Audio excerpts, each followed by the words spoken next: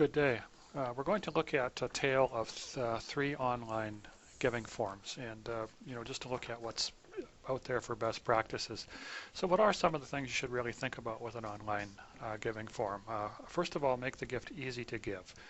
Don't have a lot of extra things that a donor has to do to find the form, count how many clicks it takes to get to your form from your main page of your website, and so on and so forth.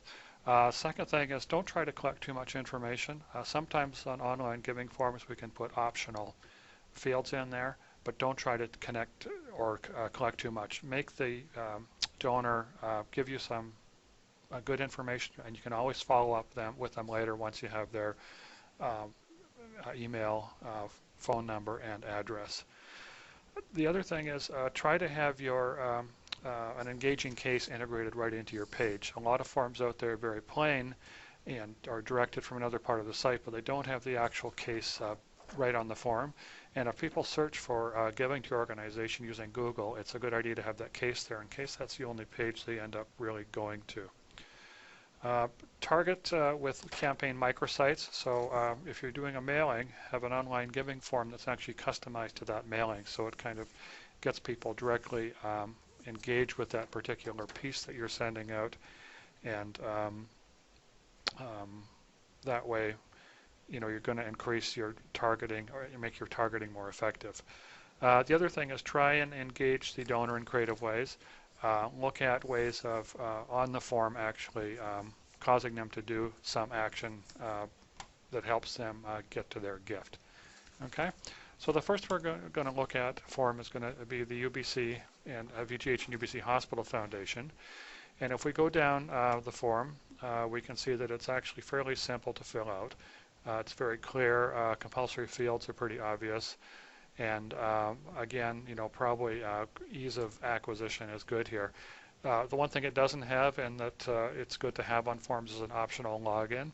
That way donors can log in, potentially see their giving history, and then also the form is pre-populated for them so they don't have to fill out some information. We also have on this page the social media icon, so you can share this in various different ways using social bookmarking.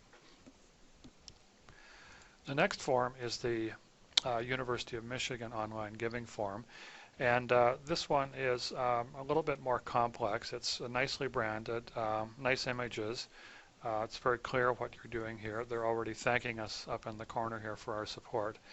And then the other thing that this form does is if you click on some of these items, it then in this case brings up a pop-up, and you can choose from many of these different items. It also, I'm just going to scroll down here, it also expands certain areas if you're giving jointly with your spouse and asks for more information. So lots of stuff on this form, and it expands and contracts depending on what you need to fill in. But there is a lot of stuff to fill in. Once you get down to the payment section, it looks pretty easy. The other thing that they've done here is they have this ID or S code.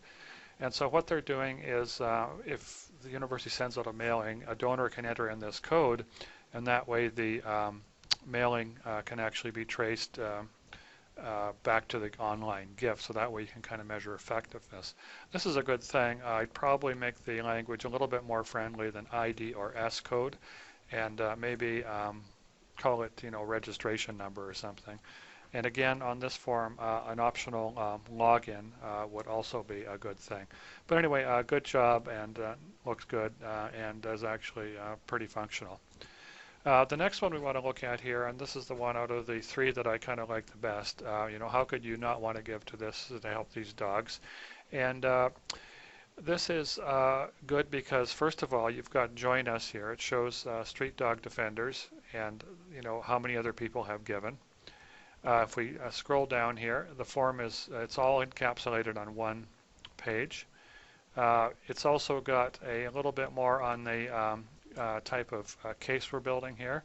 And then the thing that's fun here is that it's got a slider, and so if you slide the slider, you can actually see how many dogs you're helping.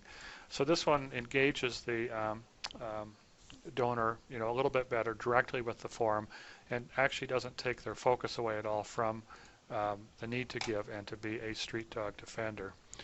So again, just to summarize, keep your forms easy to use, engage the donor, and build a case statement. And ideally, what you want to do is have very targeted microsites or forms that directly relate to a specific campaign. All these things will help you, get the best response possible from your online giving forms. Thank you very much for your time, and have a good day.